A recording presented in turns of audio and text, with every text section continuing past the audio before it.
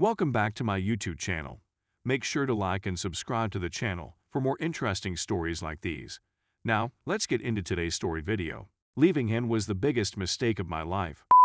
Preface: all of the names mentioned in this article have been changed. The grass isn't always greener on the other side of the fence. Sometimes the green you see is sewage clogging up in the distance. Dave, my ex-husband, and I met in college 6 years ago. We were both 22 at the time, and to say the sparks flew right away would be an understatement. He asked me to marry him after just 2 years of dating, and I said yes. Dave is a brilliant, hilarious, and very creative individual. He majored in digital animation and hoped to be the digital Walt Disney, as he put it. He had a knack of articulating the worlds he built and the people in his head in such depth that you couldn't help but be amazed. He was determined to find a job in his field once we finished, but getting into show business, much alone animation, is difficult. We'd find out soon enough in our marriage. We relocated from our native state of Washington to California in order to be closer to Hollywood. He pursued odd jobs and freelance animation projects to try to get his foot in the door with any of the large animation companies, while I studied teaching and became a school teacher. For the first couple of years, I accepted that this was the way to come into the business. My optimism eventually gave way to despair. Los Angeles isn't inexpensive, and living on a teacher's income and the few assignments he'd receive wasn't going to be sustainable in the long run. I was becoming annoyed with his lack of development. My frustration quickly turned to resentment, which permeated every part of our marriage. This went on for 3 years. Nothing occurred just as it seemed that he could get his big break. Nonetheless, he had pleaded with me that he had to keep to his plan, that his efforts will be rewarded. With all of the expenses we were barely keeping up with, I could see it. Our relationship began to deteriorate throughout this period, and by fall off, I mean tumble off the edge of a deep pit. Dave's dream was turning into my nightmare, and I couldn't bear being near him at times. Every waking minute, he'd be working on his dumb projects, as I call them. Yes, we went on dates. We made buddies with whom we would hang with. But Dave's inability to begin a career in animation was weighing heavily on me. I resolved to work off my frustrations in the gym, and I did so. When I wasn't working, I went to the gym on a regular basis from 2018 to 2019. It was there that I met Kevin. Kevin is a native of Los Angeles. Through and through, he's a collie boy. I wasn't in terrible condition when I began, which is why I believed Kevin was interested in me. It began with some casual conversation, as it usually does. His attention got more intense as I made headway in my gains. I was aware of what he was up to, but I did nothing to prevent it from occurring. I was so unsatisfied with Dave's life that I welcomed Kevin's attention. Dave took note of how my body was changing and was grateful for it, but I'd stopped returning that love. I began to look at him with contempt, and in retrospect, I realized he didn't deserve it. I withheld love and closeness from him, which was a nasty, filthy thing to do to him. It would not, however, be the last. Things between Kevin and I improved as the months passed. I was going to see him outside the gym quite soon. We were going on full-fledged dates. I'd lied to Dave, telling him I was going to hang out with work pals, but actually I'd spend the nights at Kevin's. And certainly, those evenings would be spent doing more than simply watching TV and exchanging fitness advice. Dave was completely unaware of my adultery, but he was fully aware that I was dissatisfied with how things were going between us. But he worked hard to make me happy. He was doing all he could to help us, and all I could offer him was apathy. It struck Dave like a truck when I informed him I wanted a divorce in August 2019. I told him I couldn't wait any longer for his dream to come true. I wanted to create a family, and I knew that because of where we were financially, emotionally, and psychologically, I would never be able to do so with him. He begged and implored that I not do it. He continued asking me why I was doing this to him, and how I could do such a thing to him. A part of me felt horrible because I knew I was abandoning him for Kevin, but I knew in my heart that this was what I needed. We were still in our early 20s. He may be able to recover from this. We were simply not meant to be. Those were the justifications I gave myself. I opted not to ruin him in the divorce since we lived in California. All I asked for was half of what I had contributed to the marriage. We were living in a one-bedroom apartment with no real assets, so there wasn't much to obtain in the first place. Meanwhile, he, our friends, and our families were unaware of Kevin's existence. Kevin, on the other hand, was aware that my marriage was in trouble.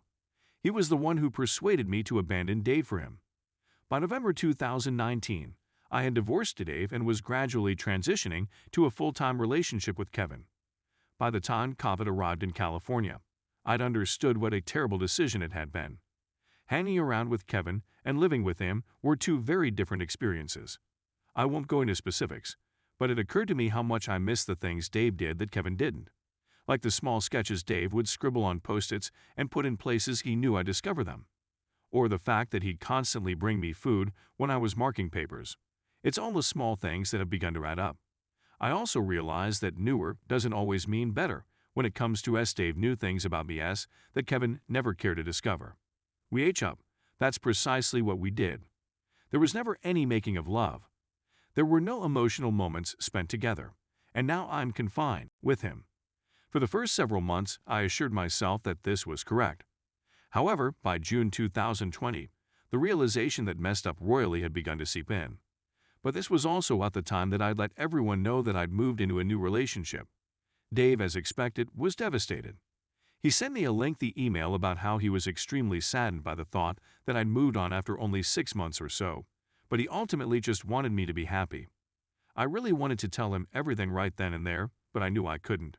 I'd cheated on him for months, lied to him, and basically abandoned him for another guy. I couldn't bear the thought of doing that to him. But reading his comments tore my soul apart, knowing that my own selfishness had cost me this lovely soul. All because I couldn't simply sit down, shut up, and wait for his plan to work. Fate, it appears, has a sense of irony, since only a few months after that email, I found out Dave had paired up with 2 other freelancers he'd worked with on previous projects to form their own firm. Because of the large migration from Los Angeles, obtaining office space for the research was not difficult, and they could still work from home if they want. I also learned via a common buddy in his industry that they'd released their first project, which was becoming popular on the internet. This made me feel like a complete jerk. I was under the impression that leaving him for Kevin would set me free, but it was the exact reverse.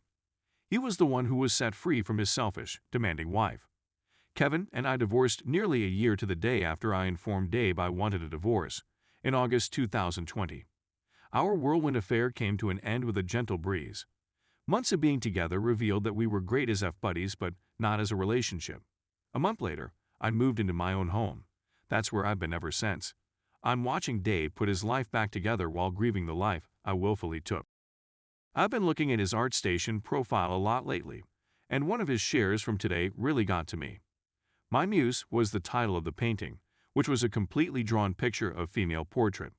Extremely intricate, with a watermark that reads for Cassandra 21. When he did pictures of me as muse, he used to call me that. Cassandra, whatever she is, has obviously picked up all of the parts of Dave that I had shattered. I click on one of the tags and, lo and behold, she's also a digital artist, just like Dave. So, not only did he find the motivation to build his own studio during my absence, but he's also found a lady who shares his artistic drive more than I ever could. I'll carry the guilt I feel for hurting Dave and abandoning him to my grave. After lurking in this sub anonymously for months, seeing that artwork moved me to make this post. How could I have been so dumb, obstinate, and deafeningly D? I'm not sure what I'm going to gain by sharing this. I'll never have him back, and even if he hadn't gone on, he'd never accept me back if he discovered the truth. I'm simply in so much pain, and I miss him so much. I left him for what I felt was the superior alternative, even though there was never any comparison after the event. My own self-centered desires lost me the love of my life. And now it's up to me to reflect and learn from this, and I shall do so. I'm perfectly aware that by clicking publish, I'm inviting myself to be crucified. It's not any worse than what I put myself through on a daily basis. I've been attending to therapy for the previous several months to attempt to deal with my emotions in general, but this one has a snake-like bite. He was my best friend, my idol, and my first true love. But I let my own concerns about what marriage should be push me away from him and into the bed of another guy who turned out to be nothing like the man Dave was. And now I'm afraid I'll never discover another love like that again. I simply wanted to get this off my chest someplace. Edit. To anybody who has questioned or mentioned it in comments, even some that have since been deleted, I have no intention of winning him back or even connecting with him. He's happy, healthy, and has met a lady much more worthy of his love than I could ever be. When the current school year ends and my lease on my present apartment expires, I plan on resigning from the school where I work and returning to Spokane. We'll be separated by thousands of miles, and there's no way I'll ever run into him since his parents have moved to Northern California. He'll never have to see or talk to me again. In terms of romance, I believe it is preferable for me to stay alone for a time. I'm 27 years old and have plenty of time to find love and build a family. First and foremost, I must work on myself. When I return home, I'll look for a new therapist and begin the process of sifting through my baggage.